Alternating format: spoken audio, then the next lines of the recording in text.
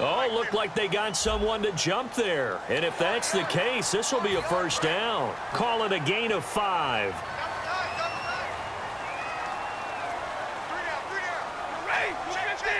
So a defensive brain lapse there and an encroachment penalty. Sometimes when you don't watch the football and make sure that it's snapped, you're watching the offensive player, and they can influence you occasionally and look like they're getting ready to move, and the officials don't detect it.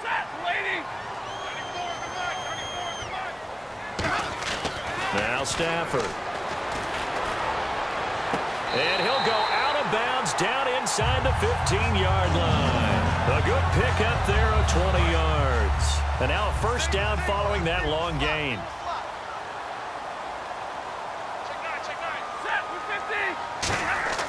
From the red zone now, Stafford. And right with it here over the middle.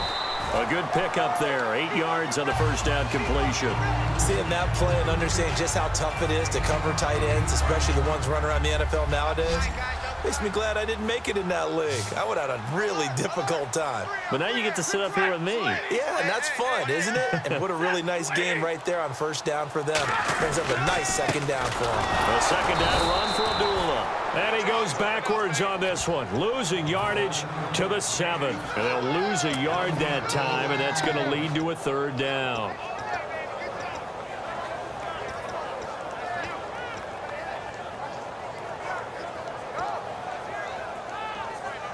And this should be the final play before the quarter ends. Here with Charles Davis, Brandon Gaudin, as the Lions are in possession of the football here to begin quarter number 2. They're on the march, but facing a third down here. And the offense readies for play number 10 of this series. They come out 5 wide, 3 of them to the right side. From the gun on third down, Stafford. And he connects with Ebron. And he won't have the touchdown, but he will have the first down as he's tackled at the 2. Well, they've had a great, impressive drive going here, and that pickup ensures the drive continues. And not only do you continue the drive, which is demoralizing for the guys on the defensive side of the ball right now, but you make your own defense happy. They're able to get a little more rest over on the sidelines while this one continues downfield.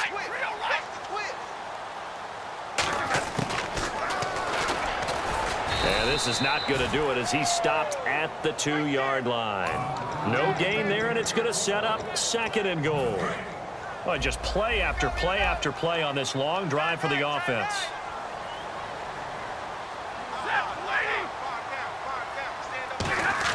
Here's Stafford now on second down. Oh, the rookie nearly had the pick. Probably should have had it. Third down now. I know in every game we do, we talk about momentum. That was a momentum play lost. And now there could be a letdown because they didn't get the interception. Yeah, you could almost hear the collective gasp on the sideline as he could not come up with that football.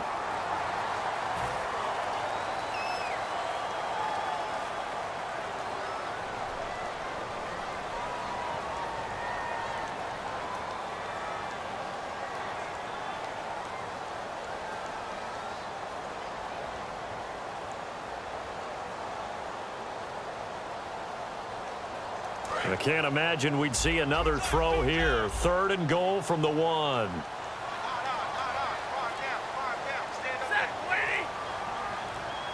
On the sneak, it's Stafford. Only a yard that time, so now a decision to be made here on 4th and goal.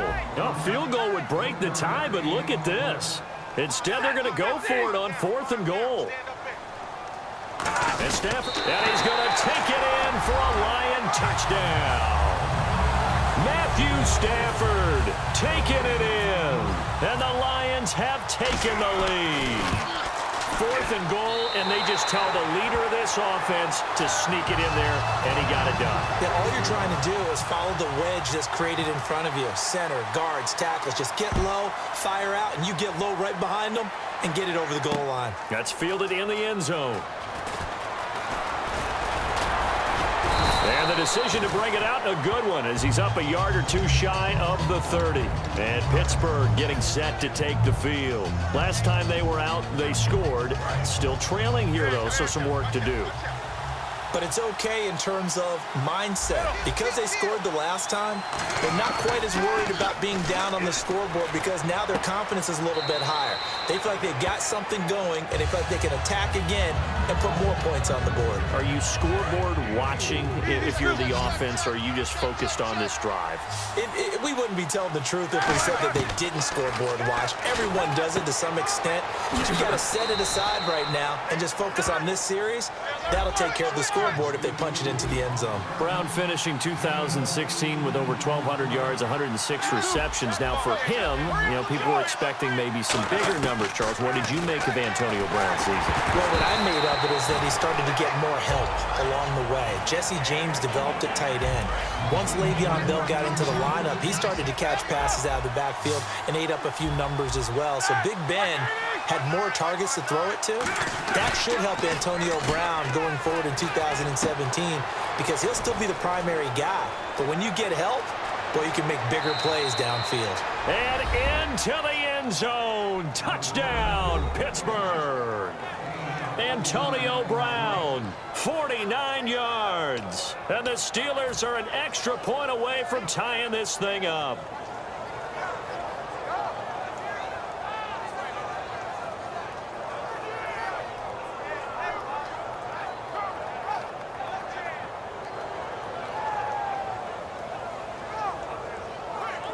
Extra point now by Boswell.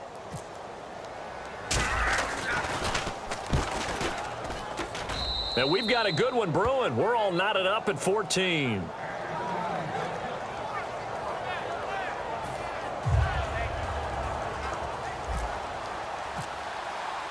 So a tie ball game here as the kick's away. That'll be taken in the end zone. And he will be brought down here at about the 17-yard line. And Detroit getting set to go now. And that last drive, a long drive, but not just that. They had a great air attack going. Do they stick with that? I would think that they would, because if they were competent enough to do it on the last drive, starting backed up in their own territory, why would you change anything? They've got to be confident about what they're presenting and continue to do so. Yeah, because the secondary, they really look clueless. And that was amazing because that drive went and went, no adjustments, and no big plays by the defense to knock the ball away. CD, wanted to get your thoughts just on the landscape of the offseason for each of these teams. Super Bowl in the rearview mirror, but so much going on. People look at the draft a lot. But there's a lot more that goes into the offseason for these front offices, is there not? It certainly is. And then even before we get to the draft, you start with the combine, that's held in Indianapolis every year. And you have about 350 of the top prospects coming together to get their physicals and interviews and on-field performance, and all that'll get evaluated along with their game tape. And then you've got the free agents, all right? That starts, I believe, in early March, where now the free agents can start moving around to different teams. So your team's starting to take a little bit of shape there, free agency, because then the draft's coming up. You're trying to put your team together with new draft picks, have everyone start to move. Oh, you saw that one coming. It's intercepted, thrown back across his body, picked off by Ryan Shazier. And they are going to set up shop at the 32-yard line. And Pittsburgh getting set to take the field. And they'll just simply be looking to build off the confidence of the last time out where they scored a touchdown. And confidence is powerful, isn't it? When you've scored once, you feel like you can go back out there and get it done again. Doesn't matter what the defense throws at them. They feel like they're in a groove right now, and they want to get out there and show it. Yeah, hoping to stay in that groove here this go-around.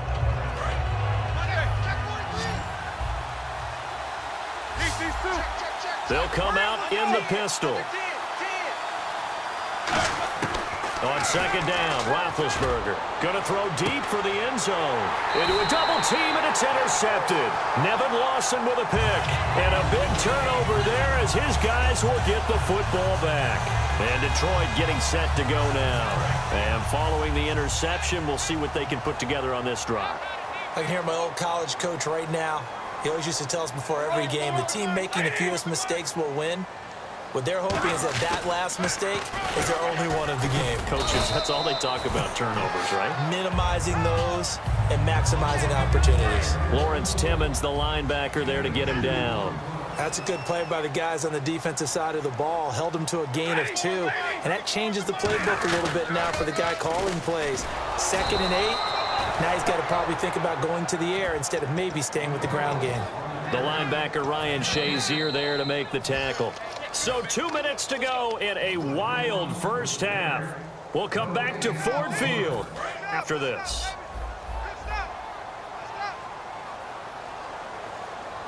The Steelers insert their nickel defense on third down. Yeah, they add a DB. Caught on the right side by Jones. That one good for 16, and the drive will continue. So he makes the grab, and the chains move forward. Nice job by the offensive line giving them time to complete that first down pass. And he'll slide down to avoid the tackle. Give him 10 yards on the pickup, and that'll make it second and a foot or so. And now it looks like they're going to be in the hurry-up. To throw on second down is Stafford. Trying to get it to Ebron, and it's intercepted. And now the rookie's free. And he brings this one back. It's a pick six for a Steeler touchdown. That was an interception, but on the field, the guys who are picking it off, they're not saying that. What word are they using? It's Oski. And that means catch the ball and go the other way. That's your vernacular. I've never heard anybody say Oski. Ask around. They'll tell you.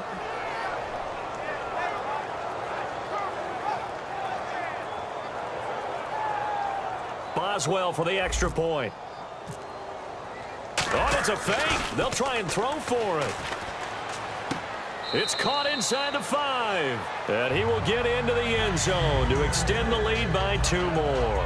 All right, partner, one more time. Our whole lives, you put the ball on the 3-yard line, kick the extra point.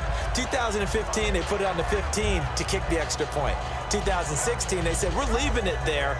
So if you want to fake it, that's a long way to go. And they got it done. I was going to say, they had a 15-yard play in their back pocket.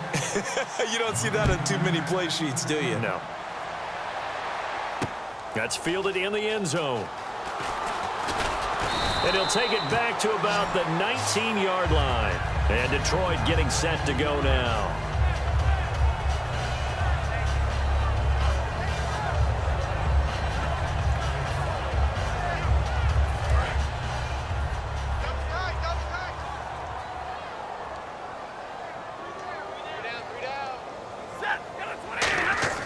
After the interception, here's Stafford.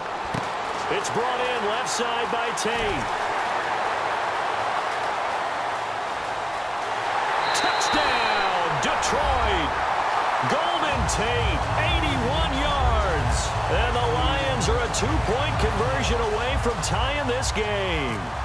Partner, you know the real key is to stopping a good passing attack? You tell me. Being able to tackle as soon as a guy catches the football. Didn't work out there. No, because when you give up the big run after catch, the rack yardage, that puts your defense in a big-time stressful position. A lot of rack yardage and a touchdown there on the big play. And no return on this one as the fair catch is signaled for and taken. The Steelers offense now, they head back onto the field. And following the interception, just any interception, are you a little bit more cautious when you start that next drive, or no, you just throw that out the window? I think you are. I don't think that there's any way you can run back out there and go, totally didn't affect me. Let's just go ahead and be loose with the football again. You're going to take care of it, but you have to be careful about being too cautious because now you can't run any offense at all. Still want to attack. We'll see how they attack them here. 2nd and 10. It's Roethlisberger once more. A hit as he throws there, incomplete. He was trying to find Ladarius Green there as tight end. And that takes us from 2nd to 3rd down.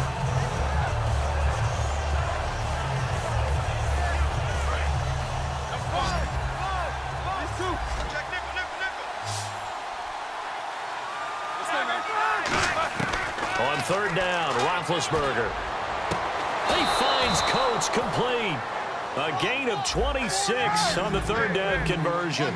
The last drive he threw the pick, but he's not shy. He's going downfield again there. And you can't be, because if you back off after throwing an interception, your whole game plan just goes right out the window, and it makes... And into the end zone. Touchdown, Pittsburgh. Ladarius Green, 48 yards. And the Steelers...